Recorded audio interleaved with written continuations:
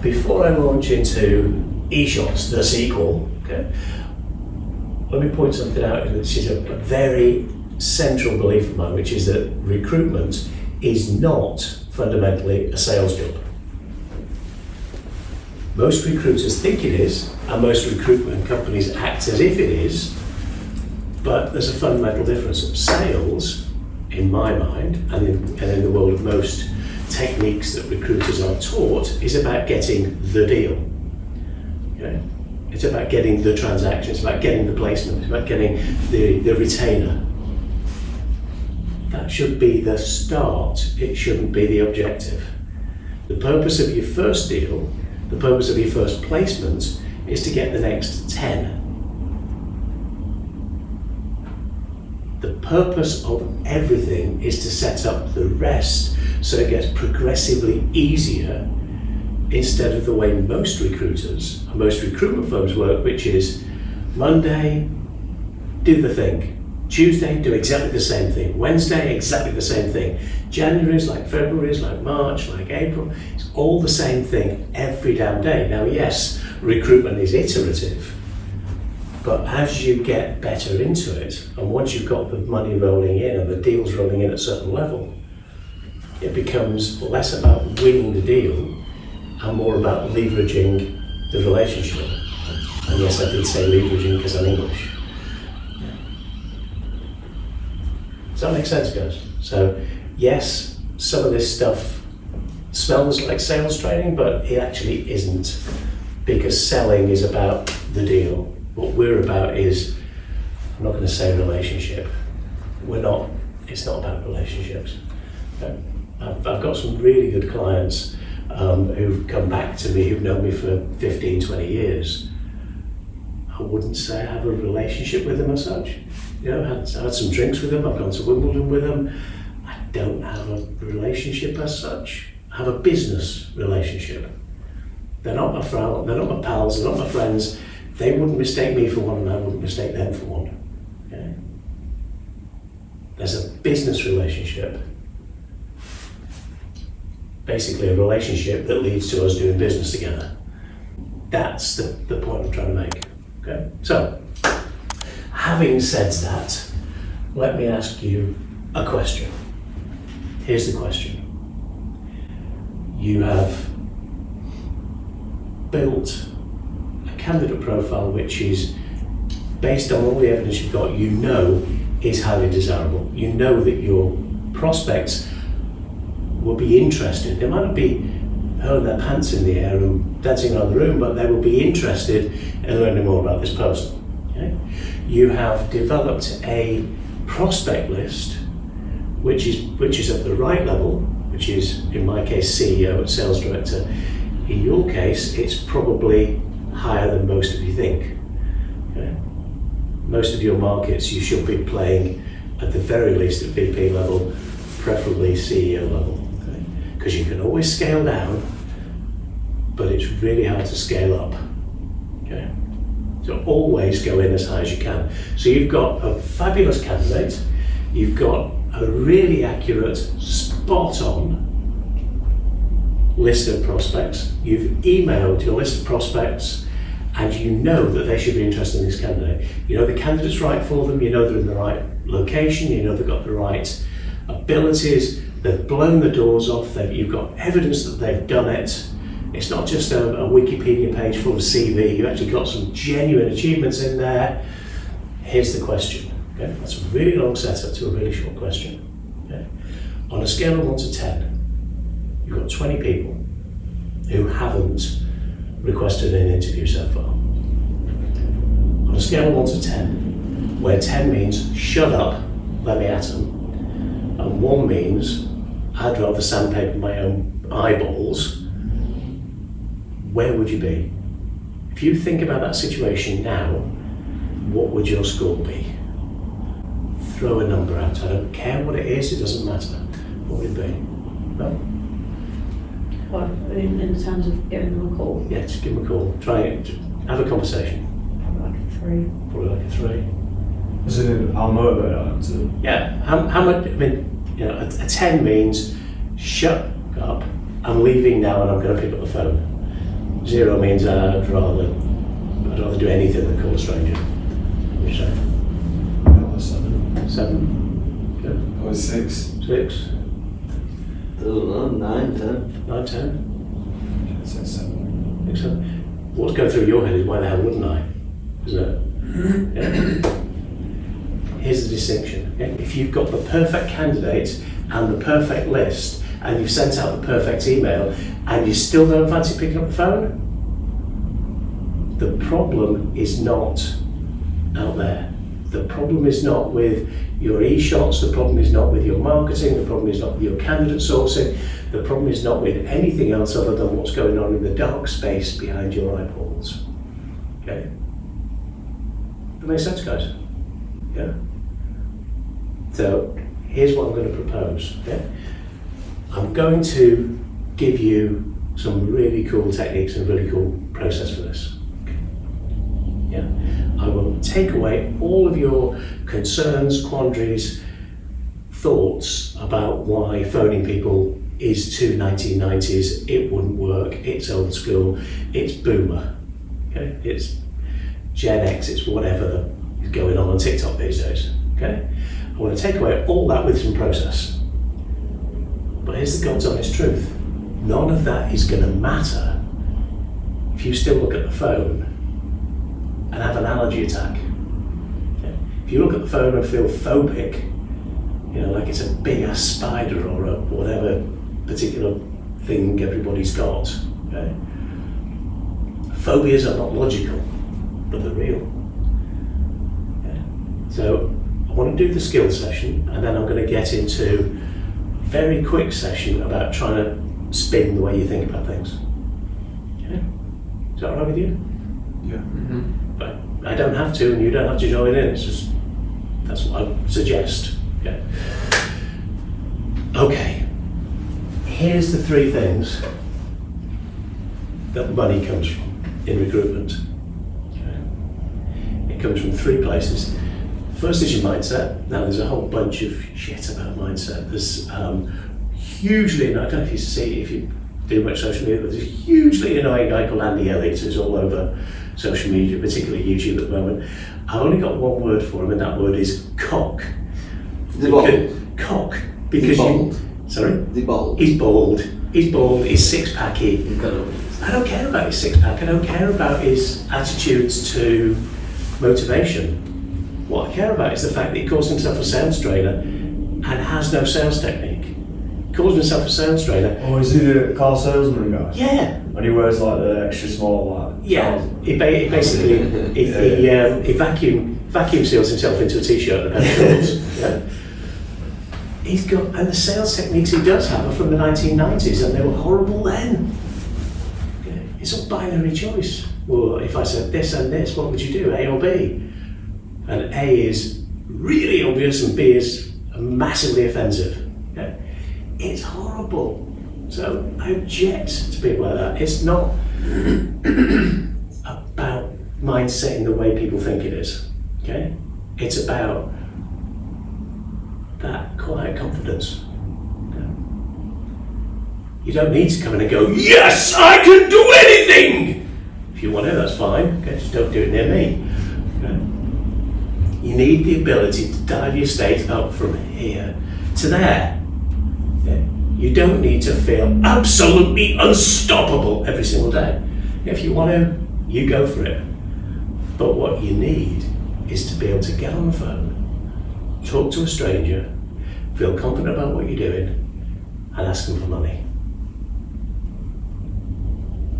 And most of the stuff that most people think about when they think about mindset is not gonna get that done, because it's about being unnatural, it's about being over the top.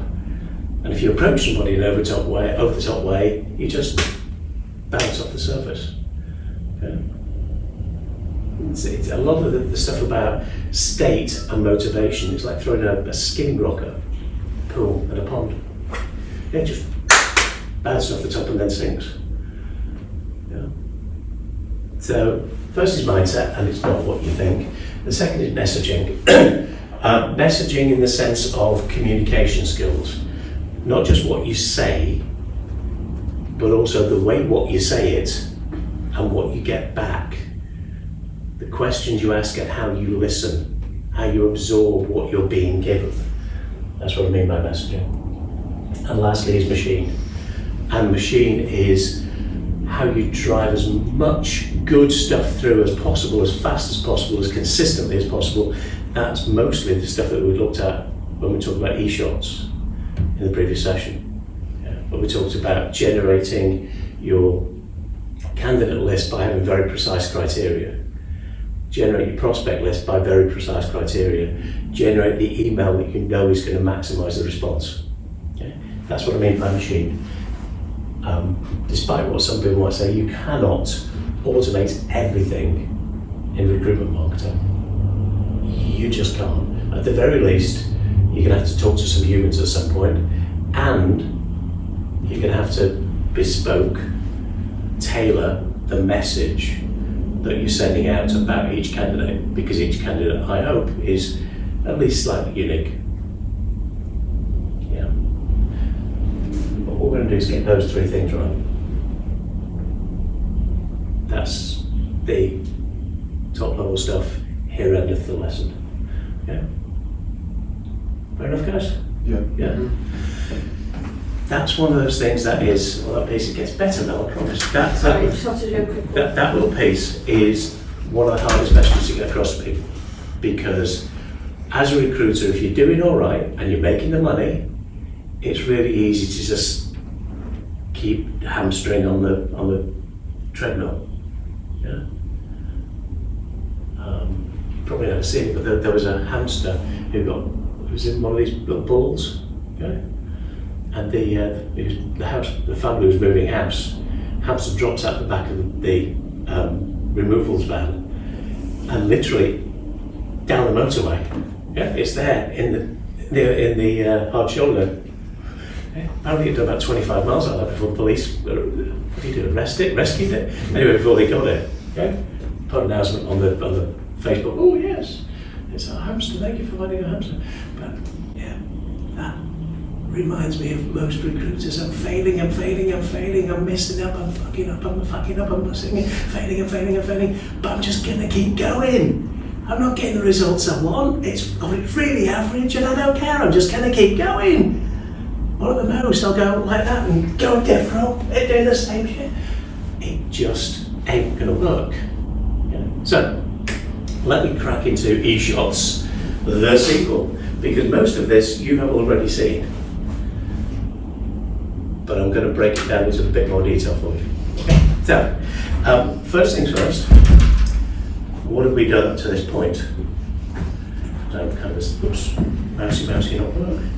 Let's do it that way. Okay, story so far, what have we done? We've attracted a highly desirable candidate based on criteria that were defined by our prospects or by our open job orders. So we know before we even start targeting a certain kind of people, before we start pre-screening and screening them over the phone, we already know the characteristics, the criteria that will make our prospects go, ooh, ooh, ooh, ooh, ooh, pop up like a lemming. Not a lemming, a meerkat. Ooh, popping up like a lemming means, pop up like a meerkat. Yeah? Because they've got the characteristics that will make them want to see them. I gave you, previous session, I gave you the criteria in my market. Okay? Certain ratio of existing business to salary, certain ratio of new business to salary, specialisms. It's really tight. Okay? And the tighter your definition of a highly desirable candidate is, the easier it is to distinguish between a highly desirable candidate and somebody who's really good but not going to open any doors for me. Because those are two kinds of candidates, they're not the same thing. If you've got a really, really good candidate for an existing job order, go to it, put them in there, market them all day long. But it's unlikely to be the same person who's going to blow the doors off with people who aren't doing business with you yet. So make sure you've got that really clear. Secondly, we then created a profile. Okay. That profile is 4 to 6 bullet points with a subject line that is all about the point one. It's all about what makes them highly desirable. That's the one we did the other week, where highly desirable candidate, 530k of existing business, that has moved with them twice. Here's their job title and here's where they live. Okay. If the last bits drop off the subject line, who cares? Because they've seen 530k business that's moved with them twice. Boom. Ooh. Because the subject line sells the open, not the candidate. Yeah. What's that about? Nah, that's cobblers. Click. Fine. They don't have to believe a word of it, it just has to be a big claim. Big, fat claim is what the subject line is. Okay? 4 to 6 points because of the rule of 7. You can only remember a maximum of 7 things at any given time. You can only process a limited amount of information. Then we've got primacy and recency, so the most important selling points come first. The points that will make somebody take action come last. That's the stuff we did the other week. This is yes, this is what the hell are you talking about all week. Okay? Remember that, guys? Yeah. Yeah, perfect. We then screen against existing job orders. So if we have got a screamer of a candidate, will I put them into my existing job orders first? Probably not, actually. I'll put them in at the same time, but I will definitely make sure I'm putting them in front of my open job orders. Yeah. I've built a prospect list and I've sent my e-shot. The prospect list is targeted precisely the same way. It's niched in precisely the same way as my candidate list. Job title, industry, location. In my case, it's CEO or sales director, commercial insurance brokers, mainland UK. That's my niche. Okay. Friend I'm speaking to this afternoon, very different niche. It is VP of purchasing, CEO,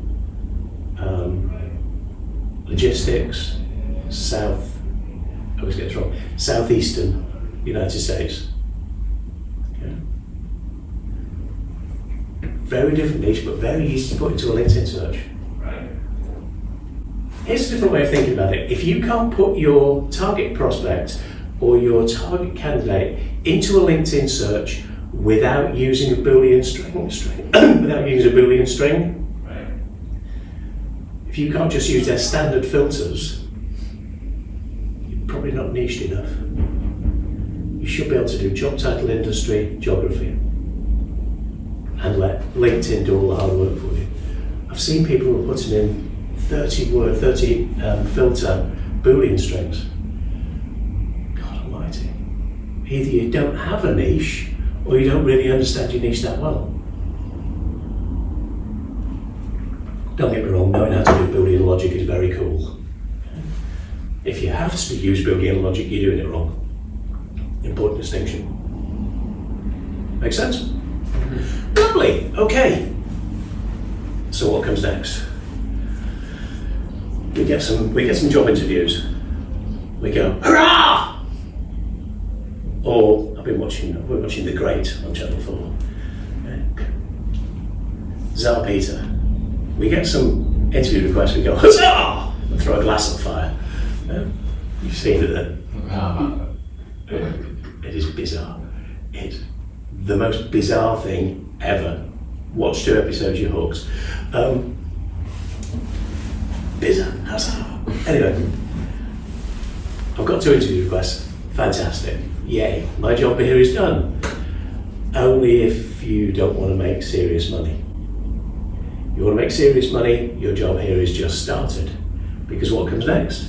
You sent it out to 20, you've got 2 interview requests, which means that you've got 18 left to speak to. Okay? Oh, which means that classic 1990s sales technique, by the way. You turn a feature into a benefit, which means that. Okay? The great benefit of not getting 20 interview requests is that you've now got 18 people you can reach out to and get job orders from. So, we're going to follow up. We're going to do it by phone. It is not follow-up email. I've almost never seen anybody do a follow-up email that doesn't come across as passive-aggressive. Oh, you've not responded to my candidate. You must have thought they were any good, but I thought I'd give you another job. Piss off. What? Oh, I'm sure you've been too busy to look at my amazing candidate.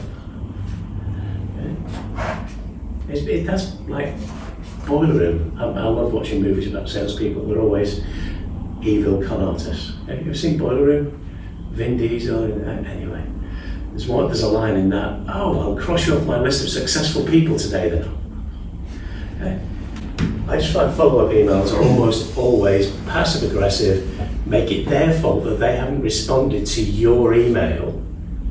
Okay. Or alternatively, we're going, oh, please, you were a really good candidate. Could you talk about them? Please, have a look at the email, please. Please, I promise not to buy, please. Unless you like it. In bollocks. Okay. Absolute cobblers. An interview request is great. A job order is better. Yeah. I know that sounds perverse, okay? But that's back to what I was talking about earlier, which is that we're not just trying to get a deal. We're trying to line up the next 20 deals. Okay? In my market, I don't normally like talking about my market, but we got into it because it was relevant. In my market, I've got 4 or 5 really monstrous firms, big nationals. They'll take 200, 250 of my kind of candidates a year. I have job orders with 3 of them. I've then got hundreds of smaller or regional or tiny local prospects. Okay? I will take a job order from all of them, because if somebody only makes 1 placement a year or only takes 1 placement a year, well, the normal response from most people is, oh, can't be arsed. The response from me is, great, let it be me then. I'll take it instead of you having it. Because if somebody's only taking 1 person a year, it actually becomes a zero-sum game. Recruitment is very rarely zero-sum, as in somebody wins, somebody loses. But if somebody's only going to take 1 candidate per year, that's zero-sum. I get them placed, or somebody else does. My overarching priority is have as many open doors as I can. Because then when I bring in my candidate in the previous stage, I'm not cold shotting everyone. I'm cold shotting the people I've not got job orders from yet. In an ideal perfect world, I would have open job orders from every single firm in my market. Never going to happen, because some of them are antagonistic towards each other. If you're working for one, you can't work for another. And also, at some point, I need a source. Seems fairly obvious, but I forgot that in my previous incarnation. Okay? And in my previous incarnation, which is a large part of why I sold the company, Joe, I got to the point where we had the 5 largest customers in the market were signed up on retainer agreements with us, and we were doing always play, and we just ran out of people to source from. So you've got to keep a little bit of balance in the market. A little bit. I've got a client call now. All right. Go make some money. Okay, so here's the next thing. So let's do it this way. Okay. Let's say that I'm calling Joe. Okay. Joe, do you want to answer the phone for me? Hello. Joe, hi. It's Steve from Ultimate Search. Sorry to catch you on the hop. Let me explain why I'm calling really briefly. I dropped you an email last week that you may or may not have seen. Okay. Now, have you heard the speed and tone I'm talking at? That's because Joe said hello. Sorry. Hi, is that Joe? Joe. Hi. Steve from Ultimate Search. Sorry to catch you on the hop. Let me explain why I'm calling. If Joe had gone, hello, I would have gone, Is that Joe? Joe, hi. Steve Long from Ultimate Search. Let me explain why I'm calling. I dropped you an email last week that you may or may not have seen. Okay? Now, rewind to a few of the previous sessions. Hi, is that? Okay? Now, he's answered with his name. Why am I asking if that's who he is? Why? Because I want a yes.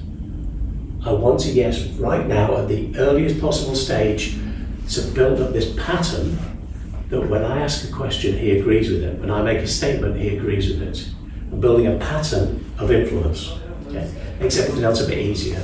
Okay? Steve called Ultimate Search. Well, that's just true. Sorry to catch you on the hop. I might say sorry to catch you on the hop. I know you're not expecting the call. Okay? And I do that because it's true. And it's an inoculation against the most common objection, which is, oh, I'm busy. Yeah, I've already killed that off. Thanks for throwing it out there anyway. Okay.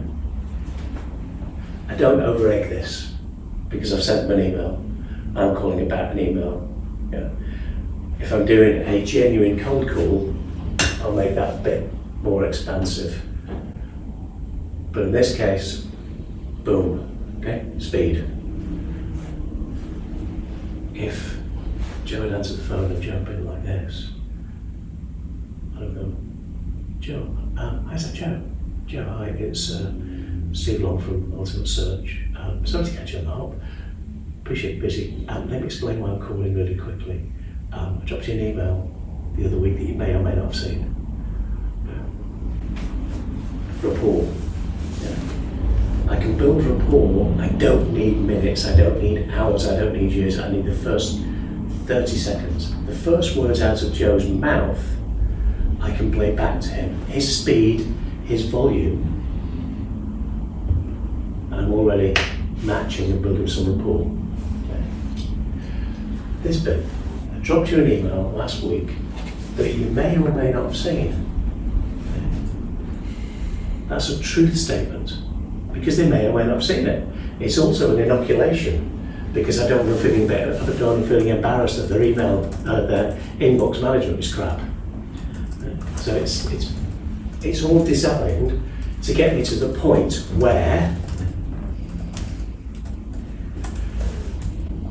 I'm working with a candidate. She's currently an AE. She's currently managing a 530k book that's mainly property based. She's built it all herself with no support, and that book has moved with her twice when she's changed job over the last 15 years. Her package is 78k, and she is still writing a total of 45 grand a year of new business.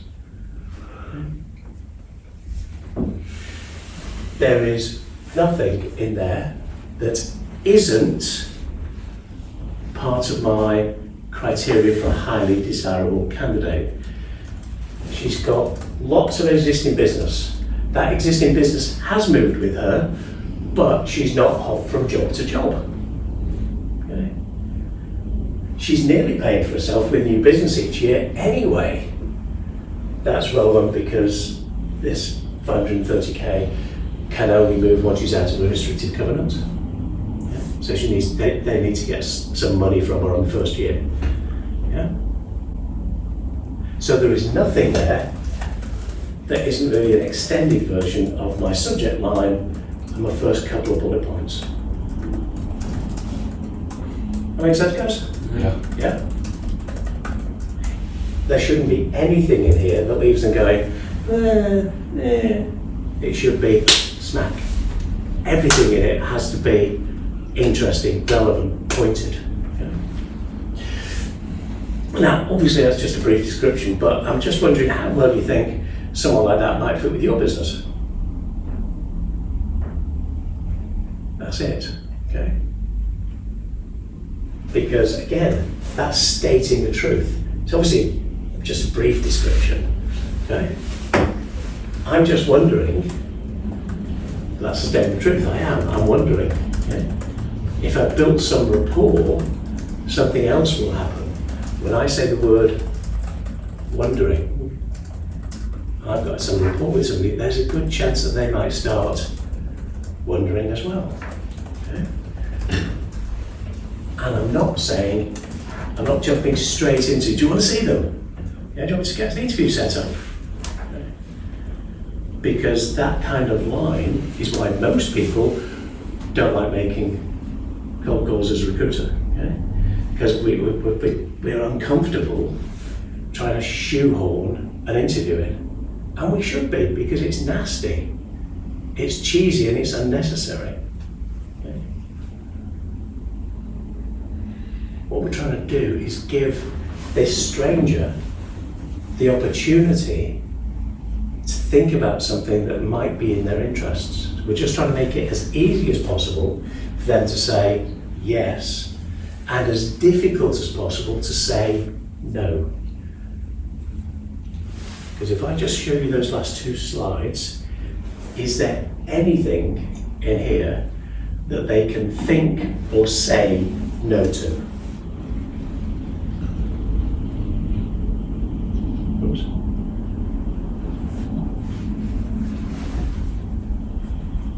The worst I can think is, yeah, I've not seen that.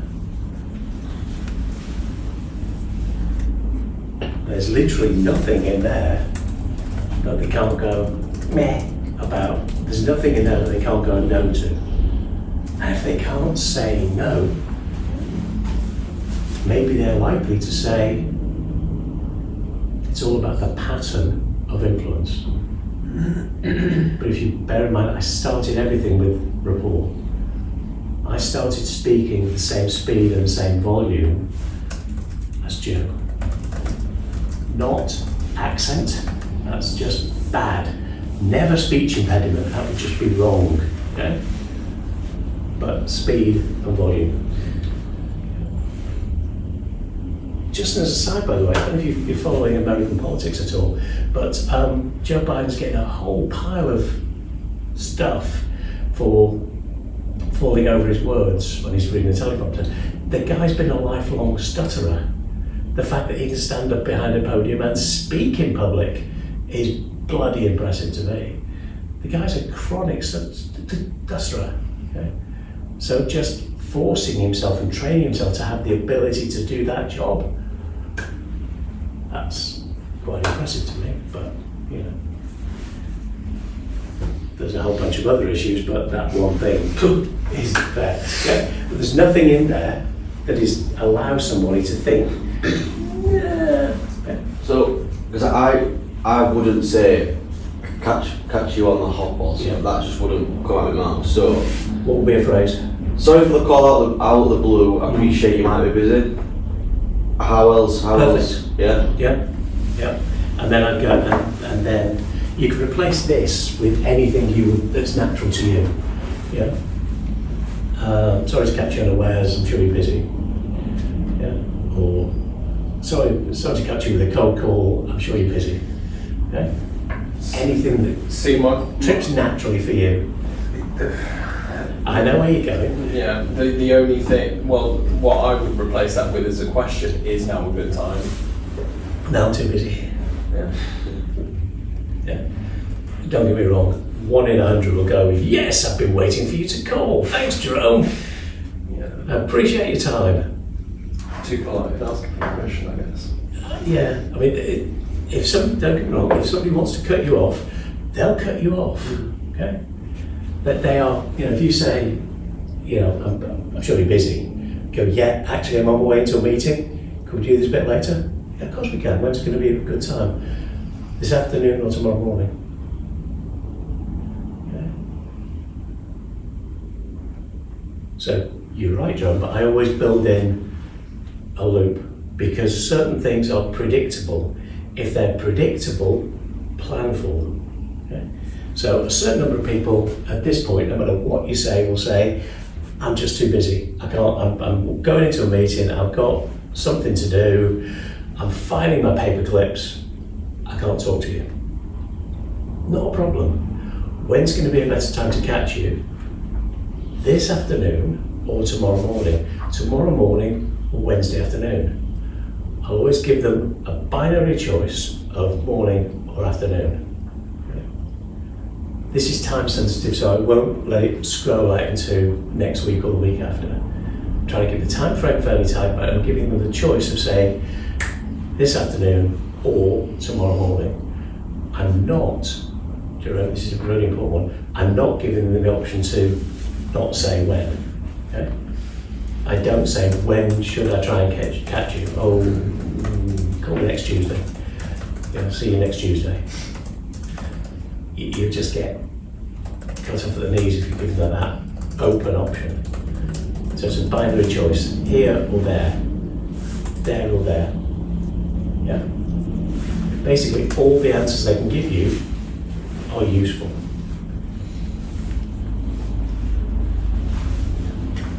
That makes sense, gentlemen? Does that work? Yeah. I mean, the wording on this is entirely up to you. Yeah.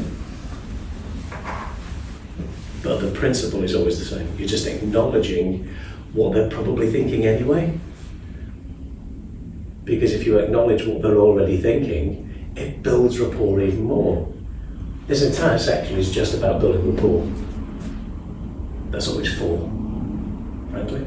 It's to set up, build a rapport and to inoculate against the most common objections. Okay, we're moving to here, and this will be your pitch for your highly desirable candidate. Obviously, by the way, if I'm marketing to an open job order, the start of that is completely different. The first slide would be completely different because I'd be referring back to the conversations we've had and the fact that they're looking for a, yeah? And I'll still do this because I'm going to point out how this person matches exactly what they were looking for. Because just because you've got an open job order doesn't mean that they're instantly going to come back to you every single time. It doesn't mean they're instantly going to respond on the phone. There is still an influence job to be done. That clear enough, guys? Yeah, fabulous. Okay, now obviously that's just a brief description. I'm just wondering how well, not how, by the way, how well, think about semantics here for a second. If I say how well might that person fit with your business, all I'm going to get is degrees of well. So the worst they can give me is not very. That's fine. Okay? But generally, I'm influencing the conversation so I get a degree of well. I get a degree of good. I get a degree of positive instead of just throwing out an open question with a neutral frame on it and not knowing what the hell I'm going to get back. It's a positively phrased open question. Just wondering how well you think someone like that might fit with your business, with your team, with your organisation, with your portfolio companies, with whatever the appropriate terminology is. Yeah? Fab. Okay. There's a limited number of options. And again, you want to prep for each of the options. These might not be right for you, but there are a very small number of options. Okay. Oops, did you notice it, by the way? These might not be quite right for you, but there's a limited number of options. Inoculation, so that if you're looking at the screen and my people wouldn't say that, it's fine. I've just covered against it, made it easy for you to agree with me and move on. Does that work? Yeah. Fabulous. Okay. So, sounds awesome. When can we see you? Well, I've got her availability in front of me. Tell me when she can do this Thursday, this or the following Tuesday, or whatever it might be. Okay. And then, okay, if this isn't an open job order, what comes next? I'll come back to that. Not right for us at all. Okay. What comes next? It's not the one that's popping in your head. It's not the question that just popped in your head, I promise you. Okay. Or yeah, but, okay? Basically, absolute yes, absolute no, or a qualified yes. That's basic for most people. That's their three options. Okay. So, for example, a qualified yes might be, yeah, sounds good to me, but I need to float it past the divisional head. I need to float it past the local MD. I need to talk to my colleagues, I need to consult my 4-year-old child, whatever it might be. Yeah.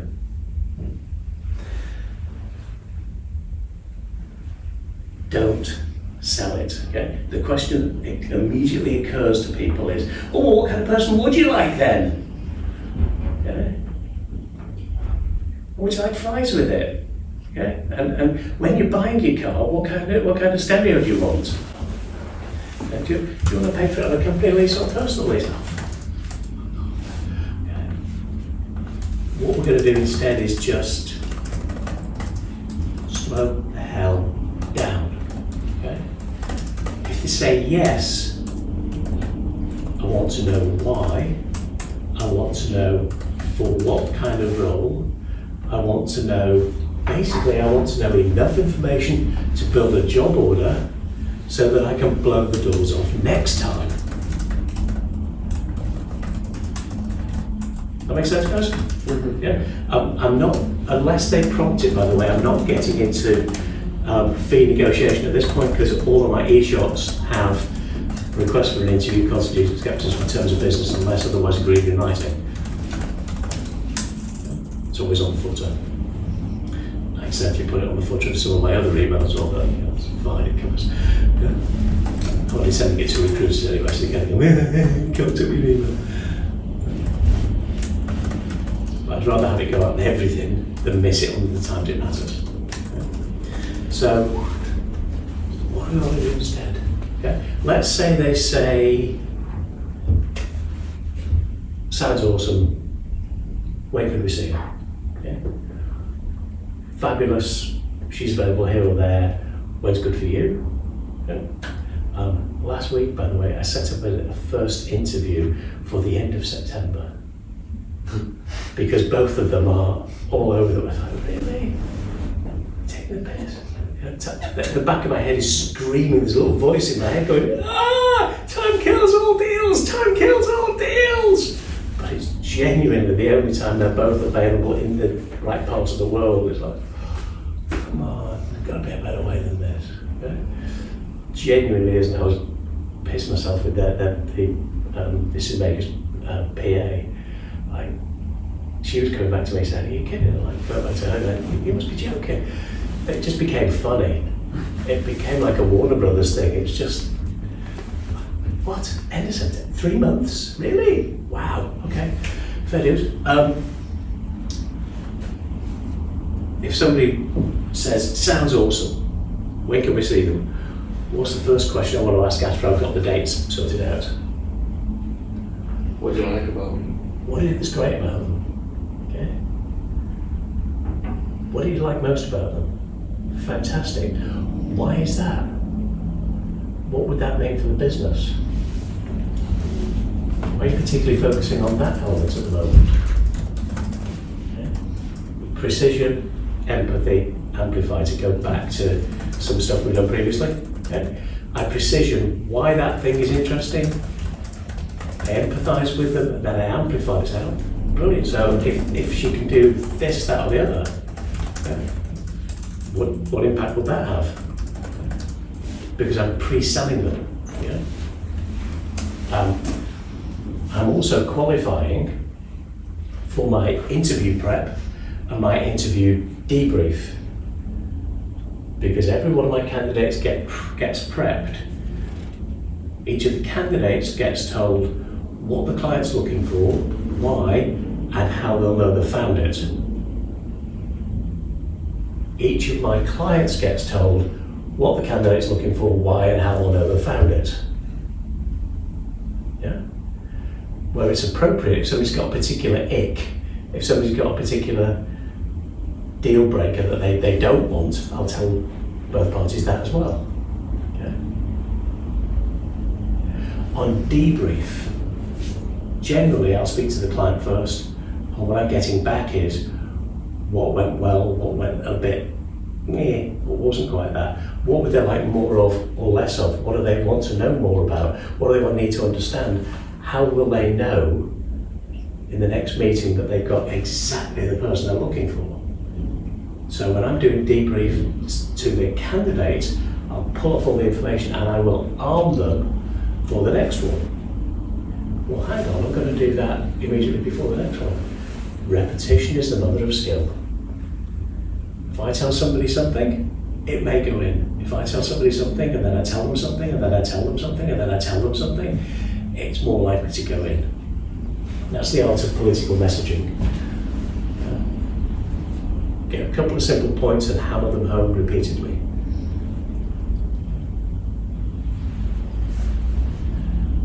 So I'm pulling out everything I can to generate the next job order. Okay? Once I've got as much information off the client as I possibly can, or the prospects at this point, as I possibly can, I want to know what kind of person is great for them, why that person's so interesting, what kind of person they're trying to avoid, how will they know to find the right person, how frequently they're looking for this kind of role, and what I will do then is summarize all of that back to them. I say, well, because of that, what I suggest is, let's obviously work with this candidate, but what I'd like to do, if it's all right with you, is keep my eyes open in the marketplace, see who else I can find that matches your criteria, and introduce them in the future. What do you think? All yours. Okay? Because I've just replayed what they're looking for and why, and my because is then, well, why don't I just keep looking for that kind of person? I won't waste your time with somebody that isn't that particular flavour. If you want to go back in your mental filing cabinet or in your literal filing cabinet and look at some of the stuff we've done: precision, empathy, amplify, summarise, advise, and question. That's what I just described, PEA and SAC. Scores on the doors, by the way. Typical week, I'll pull out about 2 brand new job orders a week. Varying values, but I'll pull out 2 complete signed terms of business, everything sorted, job orders in an average week. And those are ones that I can work in the future. Somebody says, yeah, not right for us at all. That's when everybody gets, who would you be looking for then? What open vacancies have you got? It doesn't actually matter what open vacancies they've got, because you've got your niche. Okay?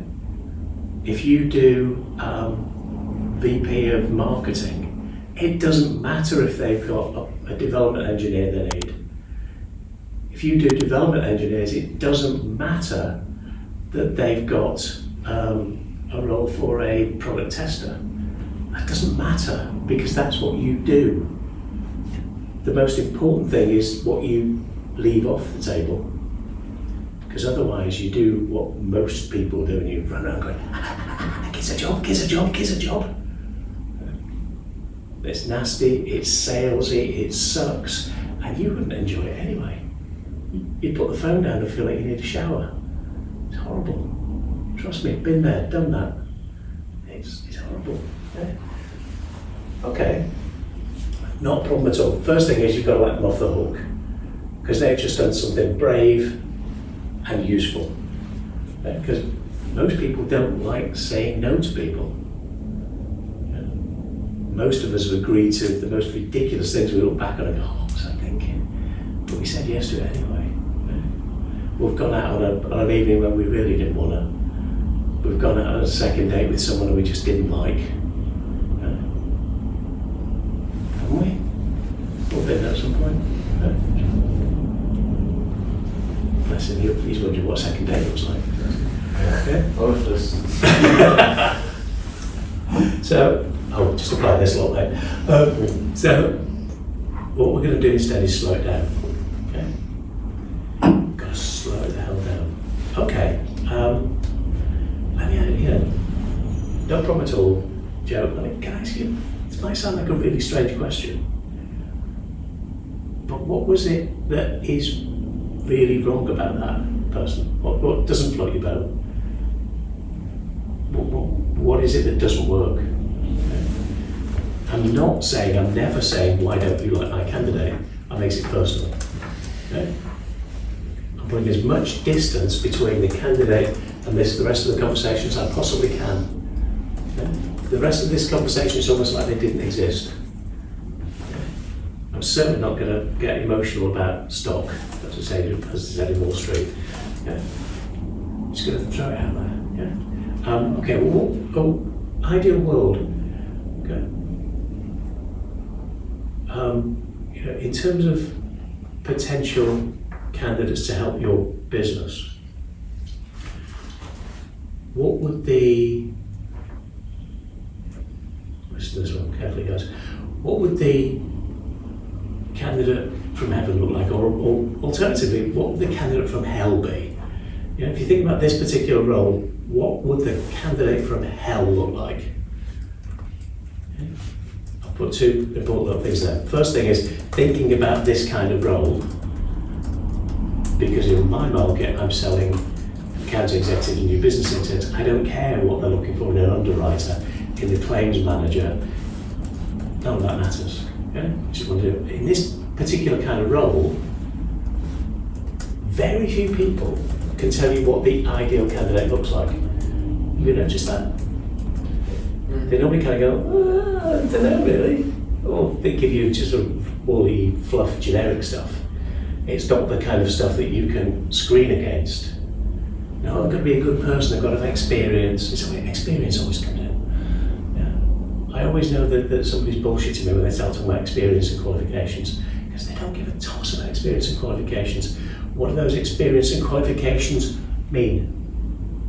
What does that experience and qualifications mean that somebody can do? That's what they're looking for. Yeah? But I'll tell you what people can do. They can always tell you what the candidate from hell looks like. Always. No exceptions. When I used to do life coaching, if I was talking with someone and we were doing the relationship stuff, okay? Most people can't easily describe the ideal person, okay? Or alternatively, their list is 43 pages of A4 full of little bullet points, okay? Yeah.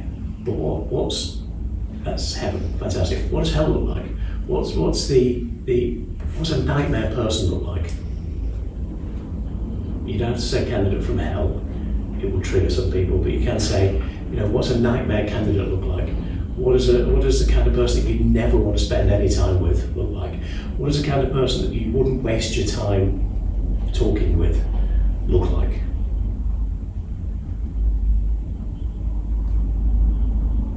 Okay. Firstly, they'll fill in the blanks quite easily, and then what comes next? They've told you what the candidate from hell looks like. So what do you do? Because you can't look for somebody who hasn't got those things. Okay, that doesn't really work. So what can you do? Okay, Mason, you were saying that the nightmare candidate for you would be somebody who's got no experience or interest in doing new business. They just hate the idea of it. Calling up a stranger and having a conversation with them is like waving garlic at a vampire. Okay, somebody that is in that situation who doesn't really build client relationships, but just looks after accounts that somebody else brings in and the company sort of looks after, kind of house accounts. Okay, somebody like that is no use to you whatsoever. That sound about right? Okay, so can I just do a check then? If you found somebody who is writing their own salary in new business every year, they're doing it off their own steam with no leads or support, and they've grown and extended their own accounts over a process of a few years where they're taking an account that's worth 100 grand and they've grown it to be worth over 150. If you find somebody that's that kind of profile, how well would they work for you? You literally turn it through 180 degrees. The exact opposite of the candidate from hell will always be the candidate from heaven. Okay? Pulling the perfect candidate description out of most people is like trying to pull hen's teeth. Even if you find them, you can't get at them. So just ask them what they don't want, turn it over and summarise it back to them as what they might want, and then ask them a question. So simple, it sounds like cheating, but it works. It works, and that's the important thing. Okay? And then you've got the yes but. Okay? The yes but. This is the worst one for me. Because what they are likely to try and do here is get me off the phone as fast as they possibly can. Yeah? That's the reality of what we're going to do there. Might be what they're trying to do, or it might be what they're going to do, but generally they're trying to cut the conversation short because they've got to go and talk with their colleague, or they're going to tell me to go and talk with somebody else. Yeah? Okay? So I've got to find a way of keeping this conversation going. Now, the classic salesy stuff that we don't want to do is all about, oh, well, who else is involved in the decision making? Are you the decision maker, or are you somebody else that takes the decision? Who holds the budget on this?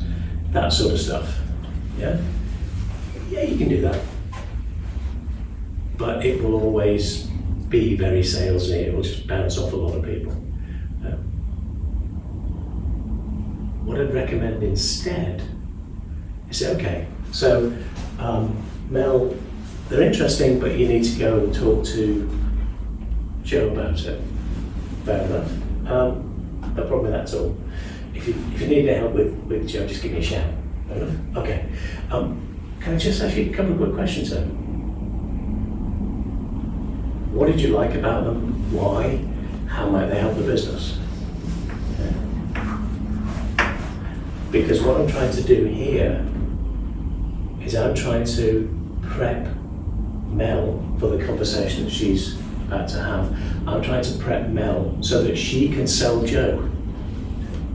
Okay. So I'm just trying to get Mel really clear in her head about why she thinks they're a great candidate, what they can do for her, why they should be interesting to Joe as well. Yeah. Now, do I want to find out who's the ultimate decision maker? Yeah. But the more of a conversation I've had, the easier it is to do that. If I've had a big old conversation, I've opened up the conversation, Mel and I have been chatting for 5, 10, 15 minutes, yeah, it's then much lower emphasis for me to simply say something like, hey Mel, assuming that Joe's up for this, how does the decision making work? Who does the interviewing? Who's kind of got the say so on whether to put an offer out? Just interested. Sounds really soft, sounds really fluffy. Really isn't. It's like putting a nice pick in the back of somebody's head. Okay? Oh, okay, so, assuming Joe likes it, assuming this is going forwards, I'm just kind of interested. If it does move forwards, how does this decision making work? Not who takes the final decision, how does the decision making work? How does that decision making work? They will give you fluff, they will give you cobblers. That's fine. When somebody gives you fluffy stuff, what's your immediate response? Your immediate response is precision. Okay, you say you have a chat together. Who kind of leads that? Precision. Oh, I'm with you. Empathy. P-E-A-S-A-Q. PSAQ. Okay. I ask a question, I get precise on it, I turn it into something meaningful, I then summarise it back to them. Because of that, I make a quick recommendation. What do you reckon? Bosh, we're off to the races. Or I ask an open question, like, how well does that work? Or how well would that make sense? How much sense does that make? Yeah.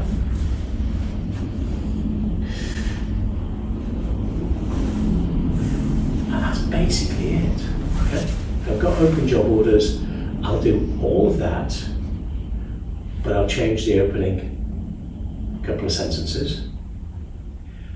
If I haven't got an open job order, what I'm doing is hopefully I'll get an interview for this person, but most importantly I'm hoping that I get an open job order for the next 5 people.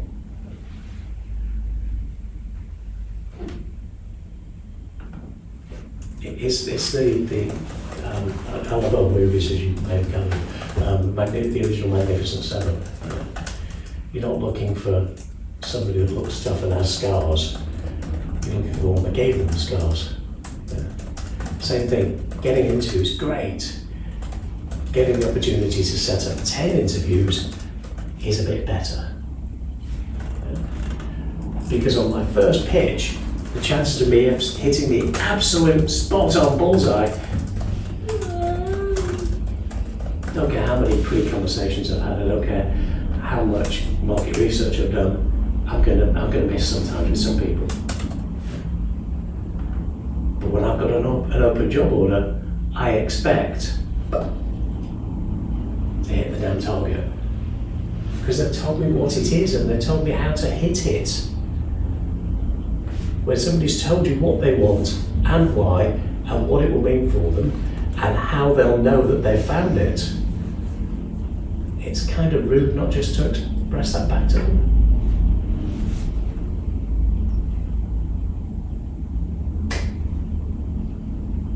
That's me done for this week, guys. That hang together? Yeah, okay. There is a little bit that we need to do. It's really around the mindset piece of picking up the phone, okay? Because you've now got all the information you need to do it,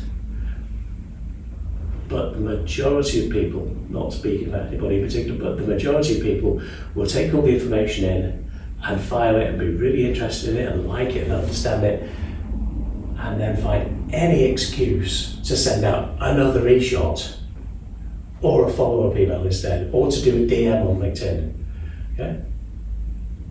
If you send somebody an e-shot, following up on LinkedIn is still passive-aggressive. Didn't you like my candidate then? Are you too stupid to reply? Okay.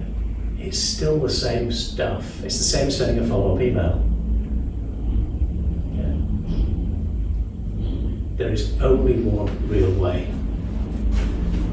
So, the next session I would like to spend doing nothing but getting you to the point where you look at the phone and go, at worst, or at best, yes. So I want to do the next session just on this. So, fair warning, I need to climb in your heads a little bit. I'm not going to be asking you about stuff. You're not going to need to share any stuff or get you come by your IRs out, okay? But I will need to get into your heads a little bit. It won't be about technique, it'll be about this. So if you're not comfy with that, let me know. If you're here, obviously you are. Just a thought, by the way, if you're not, assume that your income is limited, because it is. But I just throw that out there.